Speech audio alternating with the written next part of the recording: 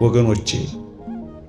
ለዚህ ነው እንኳን እኔና እናንተ ሥጋውን ይቆረሰልን፣ እንኳን እኔና እናንተ ደሙን ያፈሰሰልን፣ እንኳን እኔና እናንተ በሥጋውና በደሙ የተዋሃደ፣ እንኳን እኔና እናንተ ራሱን ሰጥቶ የከፈለልን የምድር አፈር እንኳን ሳይቀር እግዚአብሔር እጆች ውስጥ ጠቃሚ ሆኖ ነበር። ወገኖቼ እመነኝ፣ ዛሬ ደካማ ትሆናለህ። የእግዚአብሔር እጆች ከነኩ በኋላ የእግዚአብሔር ጣቶች ከሰሩ በኋላ ግን እንደ አጥንት ትበረታለህ። ዛሬ በአንዳንድ ምናምንቴ ሕይወት ውስጥ ተጥለህ ሊሆን ይችላል። ደስ የማያሰኙ ነገሮች እየረገጡ ሊሆን ይችላል። ግን እመነኝ፣ እንደምንም ብለህ እግዚአብሔር እጅ ላይ በንስሐ እግዚአብሔር እጅ ላይ እረፍ እንጂ ወድቀህ አትቀርም። ያቆመሃል፣ የምትጠቅም ያደርግሃል። ነፍሳችን ካንተ በቀር በሌላ የምታርፍበት የለም እንዳለው፣ ሌላ ላይ ካረፍክ አትጠቅምም። ሱስ ውስጥ ካረፍክ አትጠቅምም። እግዚአብሔር እጆች ላይ ካረፍክ ግን ጠቃሚ። ለምን አፈር አትሆንም? እንግዲህ የመጨረሻው ከአፈር ያነሰ ምን አለ? አይሸጥም፣ ዝም ብሎ ይደፋል። ለምን ዋጋ የሌለህ ምናምንቴ እንኳን የምትቆጠር ለምን አትሆንም? እግዚአብሔር ጠቃሚ ሊያደርግህ ይችላል።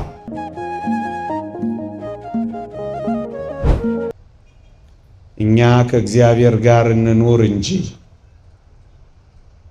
እግዚአብሔር ከእኛ ጋር እንዲሆን እኛ ጨክነን እንፍቀድ እንጂ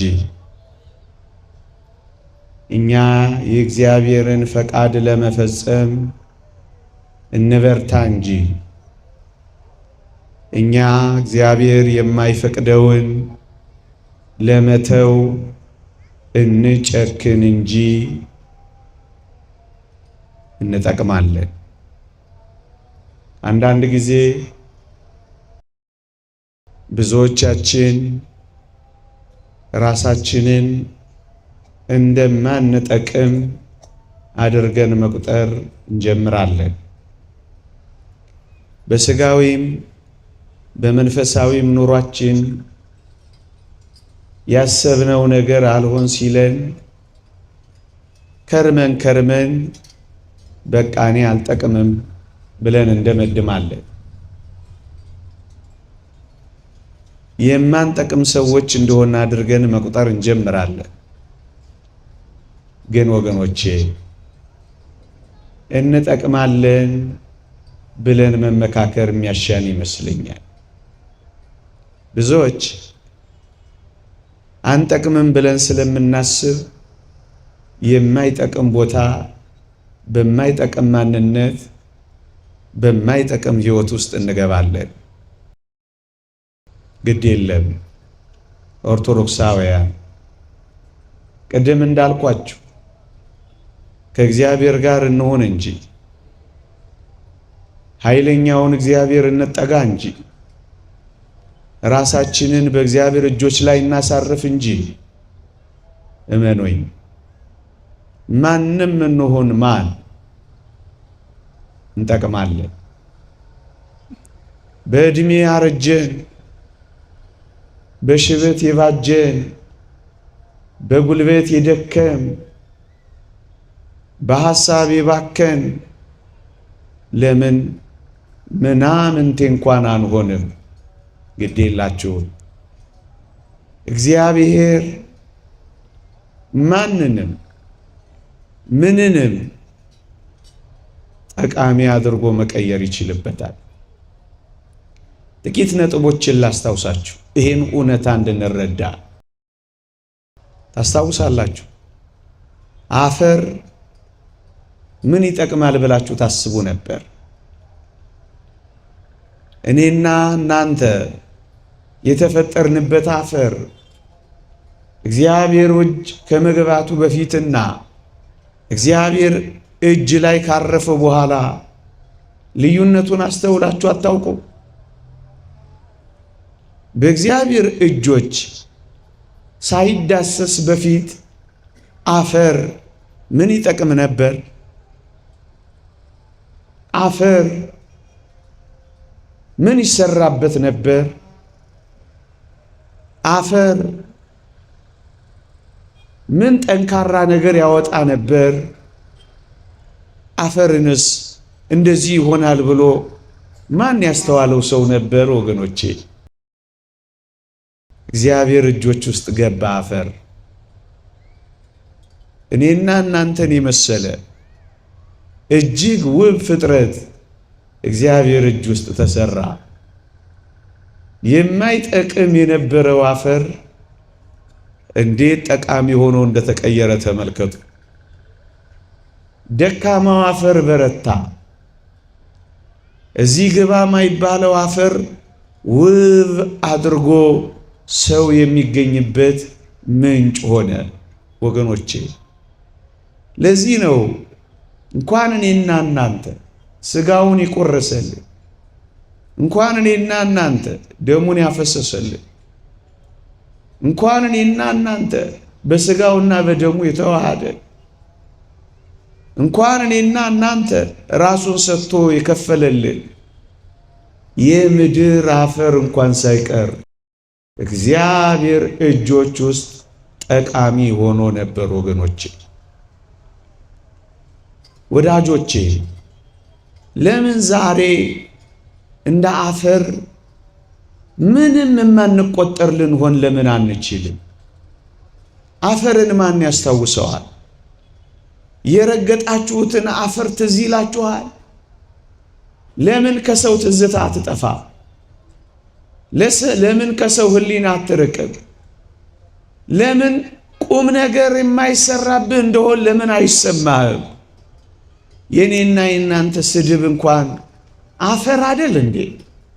ለምን የስድብ ያክል የተጣላልሆንም? ወገኖቼ አፈር እግዚአብሔር እጆች ውስጥ እንደዚህ አይነት ተስፋ ከነበረው የተወደዳችሁ ክርስቲያኖች እኔና እናንተ ሕይወታችን በፈቃዳችን በእግዚአብሔር እጆች ውስጥ ካሳረፈን ምን አይነት ውብ አድርጎ እንደገና ሊሰራን ይችል ይሆን? የተወደዳችሁ ክርስቲያኖች ነፍሳችን አሁን ካለችበት የበለጠ ውብ ትሆናለች። ማንነታችን ከደካምነት ብርቱ ይሆናል። ወገኖቼ አፈር ጠንካራ የነበረውን አጥንት ያስገኛል ብላችሁ ታስባላችሁ? ዛሬ ልፍስፍሶች፣ ዛሬ ደካሞች፣ ዛሬ ጉልበት የሌለን መናኞች እንደሆነ ሊሰማን ይችላል። ግድ የላችሁም። ይሄ ጠንካራ አጥንት የተገኘው ከአፈር መሆኑን ግን አትርሱት ወገኖቼ። ወደ እግዚአብሔር እጆች ላይ ና። በእግዚአብሔር እጆች ላይ ለመሰራት ፍቀድ። የእግዚአብሔር እጆች እንዲያበጃጁህ ራስን በእጆቹ ላይ አሳርፍ። እመነኝ፣ ዛሬ ደካማ ትሆናለህ። የእግዚአብሔር እጆች ከነኩ በኋላ የእግዚአብሔር ጣቶች ከሰሩ በኋላ ግን እንደ አጥንት ትበረታለህ። ዛሬ እንደ አፈር የተበተንክ ልትሆን ትችላለህ። የመጣ የሄደው የሚረግጥህ መናኛ ልትሆን ትችላለህ።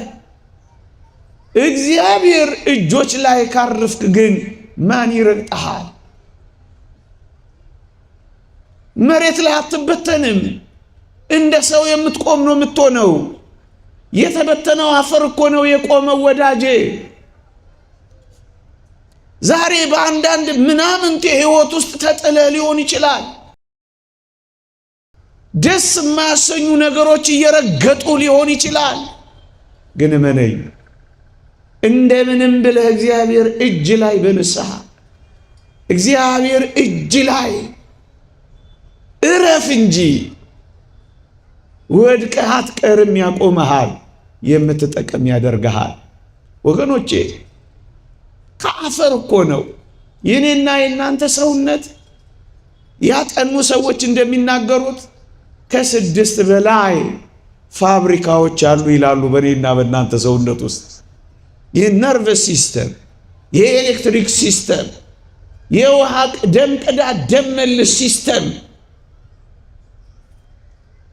አጥኚዎች ሲናገሩ እንደ ፋብሪካ ይሆናሉ እኮ ነው የሚሉት።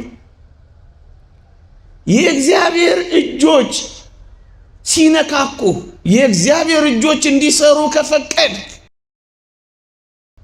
ድቃቂው አፈር ይሄን ያህል ምስጢር አለው ወገኖቼ። ለምንድን ነው የማንጠቅም እንደሆነ የምትቆጥሩት? ይሄ አፈር በእግዚአብሔር እጆች ውስጥ እንዲህ የሚጠቅም ከነበር እኔና እናንተ እኮ ከአፈር በላይ ሆነናል። ታስበው ዘንድ ሰው ምንድነው? ትጎበኘው ዘንድ ሰው ምንድነው የተባለው? ፍጥረትን ሁሉ ያስደነቅን እኮ ነን ሰው። ታዲያ አፈር እንደዚህ የሚጠቅም ከሆነ እኔ አልጠቅምም ስትል ማፈር የለብህም። ይልቅ እግዚአብሔር እጆች ላይ በሙሉ ልብ ለማረፍ ተዘጋጅ። አውግስጢኖስ እንዳለው ነፍሳችን ካንተ በቀር በሌላ የምታርፍበት የለም እንዳለው፣ ሌላ ላይ ካረፍክ አትጠቅምም። ሱስ ውስጥ ካረፍክ አትጠቅምም። እግዚአብሔር እጆች ላይ ካረፍክ ግን ጠቃሚ። ለምን አፈር አትሆንም? እንግዲህ የመጨረሻው ከአፈር ያነሰ ምን አለ? አይሸጥም፣ ዝም ብሎ ይደፋል። ለምን ዋጋ የሌለህ ምናምንቴ እንኳን የምትቆጠር ለምን አትሆንም? እግዚአብሔር ጠቃሚ ሊያደርግህ ይችላል። አፈር እንኳን እንዴት ተስፋችን ነው ወገኖች። አፈርን ብቻ አይደለም ምዕመናን፣ እንደው ከጥጉ ልነሳ ብዬ እጅግ መራር የሆነውን ነገር እንኳን ላንሳላችሁ ወገኖቼ። ሞት ይጠቅማል ብላችሁ አስባችሁ ታውቃላችሁ? እግዚአብሔር በሰው ልጆች ላይ ሞትን ትሞታላችሁ ብሎ የፈረደው ሞት እንኳን ማን ጠቃሚ ነው ብሎ ያስበዋል ወገኔ? እንደዚህ ያስባችሁ ታውቃላችሁ? እግዚአብሔር ሞትን እንኳን ሳይቀር የሚጠቅም አድርጎ ይቀይረዋል ብለህ ታስባለህ? ፍርድህን ለሕይወት አድርጎ ይቀይረዋል። ሞት እንኳን ሳይቀር የእግዚአብሔር ጭካኔ ነው ብለህ ትገምታለህ? ንጉሥ አጋግ እንደተናገረው ሞት እንዴት መሪር ነው እንዳለው፣ መራር የሚባለው ይሄ ሞት ጣፋጭ የሚባል ሕይወት እንዳለው ታውቃለህ? ለምን ዛሬ መራራ ለምን አትሆንም? እንዳትረሳ እግዚአብሔር ከመራራ ውስጥ የጣፈጠ ማውጣት ይችልበታል። እግዚአብሔር ነዋ። በሞት ውስጥ ሕይወት የሰጠው እግዚአብሔር ነው። በመራራ ውስጥ ጣፋጭ ትንሣኤን የሰራው እግዚአብሔር ነው። ለምን የሞት ያክል የመረረ ማንነት እንኳን ለምን አይኖረንም? ብቻ እግዚአብሔር ከተናገረ ለጥቅም አድርጎ ስለሚቀይረው መራራ እንኳን ብትሆን ጣፋጭ ያደርጋል።